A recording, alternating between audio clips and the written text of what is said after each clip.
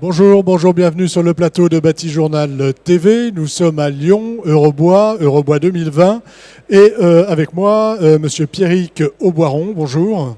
Bonjour. Vous êtes le président du C-Sympac et avec vous, comme le nom de votre syndicat ne l'indique pas, on va parler outillage électroportatif, c'est ça? Tout à fait, oui. Le C-Sympac est le syndicat de l'outillage électroportatif, portatif, pardon, aussi bien sur la partie machine que tout ce qui est espace vert et également du consommable. Donc on traite à la fois le professionnel et le consommateur particulier. Voilà, sachant que là on est chez les professionnels. Tout à fait. Qui savent faire la différence entre électroportatif et portatif, mais vous allez me la faire parce que je ne la connaissais pas. Oui. Alors le portatif, c'est tout ce qui est autonome par définition, à la fois en filaire ou non filaire. Et électro, c'est plus la partie outillage qui est dédiée dans les métiers du bois et de l'industrie. Alors que le portatif, on peut l'avoir sur la partie des espaces verts. On peut l'avoir sur le chantier aussi de l'agenceur, du constructeur bois. Alors donc avec vous, on va faire un tour d'horizon, on va dire, de l'actualité de l'outillage portatif. Sur le syndicat, qu'est-ce qu'il y a à dire? Qu'est-ce que vous faites? Quelles sont vos actions et sur quel sujet vous travaillez? Déjà, on peut faire un bilan de 2019, donc une année 2019 sur la partie outillage dans sa globalité plutôt positif, avec un marché à +2, donc au-delà du +2, donc dynamique encore une fois en 2019 sur la partie machine, mais également sur la partie consommable, plus sur la partie professionnelle que sur la partie consumer, donc avec de belles innovations encore tout au long de l'année 2019. Surtout sur la partie sans fil, mais je pense qu'on va y revenir un peu. Oui, sur les innovations, on va y revenir. Donc un marché qui se porte bien et des membres de ce syndicat plutôt heureux. Tout à fait. Qu'est-ce qui explique ce dynamisme? Alors c'est une dynamique en lien bien évidemment avec la construction, puisque quand la construction va, tout va en règle générale sur le marché français. Donc ça a été encore le cas en 2019. C'est des perspectives qui s'annoncent plutôt positives sur la partie 2020. On a su répondre présent sur ces accompagnements au niveau construction, grâce notamment à la partie sans fil qui génère une part de marché de plus en plus importante sur l'univers de l'outillage, avec un chiffre qui s'établit aux alentours des 55% de la part globale de l'électroportatif en sans fil. Voilà, aujourd'hui, 55% de ce qui se vend est sans fil. Tout à fait. Tout à fait. Ça vient en lien principalement avec l'innovation qu'apporte l'ensemble des fabricants d'électroportatifs sur ces notions de batterie, avec la technologie lithium et avec les différentes composantes qu'on peut y voir en différents voltages. Donc on arrive avec des capacités de machine aujourd'hui qui nous permettent d'adresser de nouveaux produits qui jusqu'à présent étaient soit unis d'un fil ou un moteur thermique. Voilà. En gros, pour faire simple, aujourd'hui on a des tronçonneuses sans fil, oui, avec des batteries et des tronçonneuses qui permettent alors peut-être pas encore de tronçonner dans les bois, j'en sais rien, mais si on a des capacités de machines qui commencent à être intéressantes. Alors après, on a d'autres typologies de produits qui sont plus en lien avec les métiers de la construction. Comme du perforateur, des produits qui réclamaient énormément de puissance qui aujourd'hui sont proposés à l'ensemble des utilisateurs en sans fil. Voilà, donc 55% et à terme, on espère, vous espérez une généralisation. On va pas dire 100% parce qu'il n'y aura jamais 100% des produits qui seront sans fil, mais je pense qu'on va se diriger gentiment vers au moins 80% du marché sur la partie sans fil. Mais bon, ça ce sera dans les prochaines années. Voilà. Ça c'est l'amélioration des batteries et de la capacité des batteries et de leur puissance qui le permet. Tout à fait. Et puis en lien avec les différentes évolutions technologiques qu'apporteront les produits sans fil. Alors il y a un autre sujet dont on parle beaucoup partout, c'est le digital, le numérique et la connexion, la connectivité. Aujourd'hui, on connecte ces outils. Pourquoi? Quel est l'intérêt? Et est-ce que c'est une réalité des chantiers?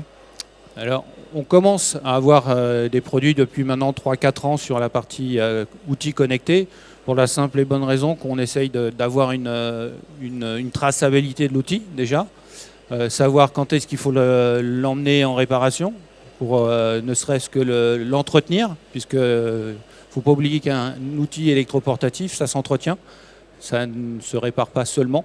Donc c'est pour anticiper tout simplement d'être bloqué sur un chantier. Donc le fait d'être connecté, ça peut permettre aussi de savoir qu'il faut emmener l'appareil dans tant de temps en réparation.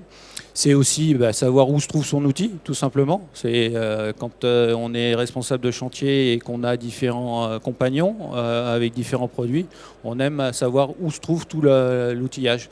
Donc ça nous apporte aussi une logique de traçabilité de l'outil. Donc c'est l'ensemble de ces éléments-là qui nous garantissent une meilleure visibilité et une meilleure autonomie dans le marché. Donc ça, c'est encore un intérêt, une évolution de ces produits portatifs. Il y en a d'autres qui sont importants pour les entreprises. On va parler maintenant ergonomie et sécurité.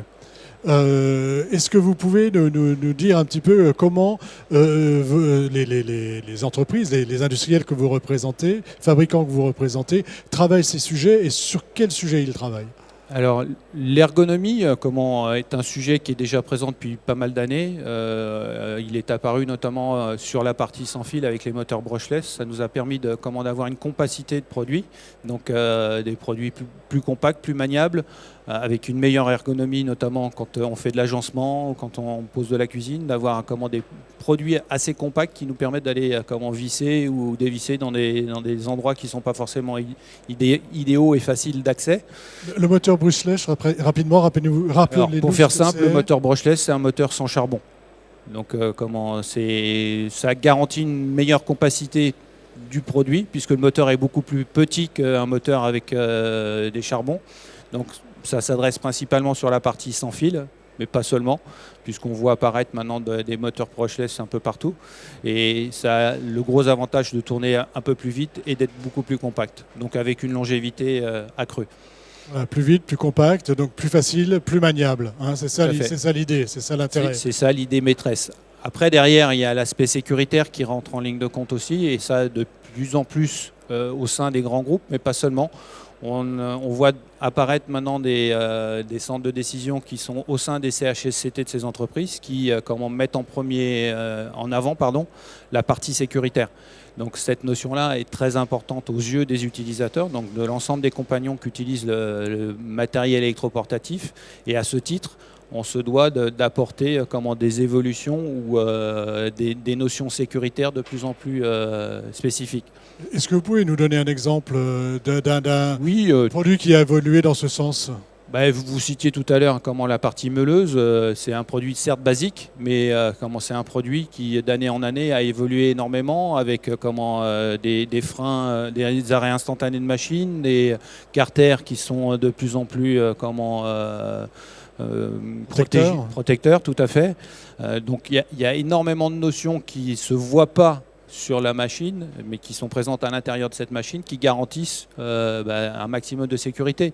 Vous avez la partie vibration aussi, qui est un point important aussi sur les utilisateurs. Donc, on voit apparaître énormément de machines avec des poignées anti-vibration ou avec un carter avec des différents softs qui permettent d'avoir une moindre vibration. Donc ces notions-là sont de plus en plus importantes aux yeux à la fois des fabricants, mais aussi des entreprises qui utilisent ces produits-là. Voilà, il y a une grosse prise de conscience dans les entreprises et pas uniquement chez les majors. Non, c'est général, c'est la tendance du moment. Après, il y a un autre aspect aussi qui devient de plus en plus important aux yeux des utilisateurs, c'est l'empreinte environnementale. Donc les fabricants aussi réfléchissent énormément dans l'empreinte que ça peut avoir comme impact. C'est-à-dire la fin de vie du produit, sa recyclabilité, ses consommations, l'impact carbone des plastiques qu'on utilise ou pas, c'est des choses comme ça ? Le recyclage, toute la durée de vie du produit dans sa globalité. Donc on essaye, dans la mesure du possible, de réutiliser ou de réemployer certains outils, certaines matières des outils fabriqués pour remettre sur le marché d'une manière différenciante. Donc on travaille tous dans la même logique de protéger notre direction. Planète. Vous vous êtes fixé des objectifs sur cet impact carbone et ce sera ma dernière question. Objectif, non, pas réellement, mais on a toujours un objectif tous autour de la table, c'est de travailler pour la planète. Donc il est clair que par le biais des organismes collecteurs, on arrive à avoir de plus en plus de traçabilité et de retour, notamment de la batterie, puisqu'on parlait de la partie sans fil. La batterie est quelque chose qui pollue énormément, donc il faut absolument ramener ces batteries chez nos distributeurs pour qu'on puisse les retraiter au mieux. Et aujourd'hui, la France n'est pas forcément dans le haut du panier, on est plutôt dans la moyenne. Il faudrait qu'on dépasse la moyenne. Il faudrait qu'on arrive à monter. Voilà. Mais on est dans la bonne ligne. Donc encore un petit coup de rein et normalement on devrait performer dans le bon sens. Écoutez, merci d'être venu sur le plateau de Batijournal donc pour nous parler des actions du C5PAC. Merci à vous. J'ai pas fait de bêtises. Merci. Et bonne fin de journée, bon après-midi. Merci. Une émission donc à retrouver sur notre site internet Batijournal TV et sur les sites de nos partenaires Eurobois 2020 et France Bois Forêt. Merci beaucoup.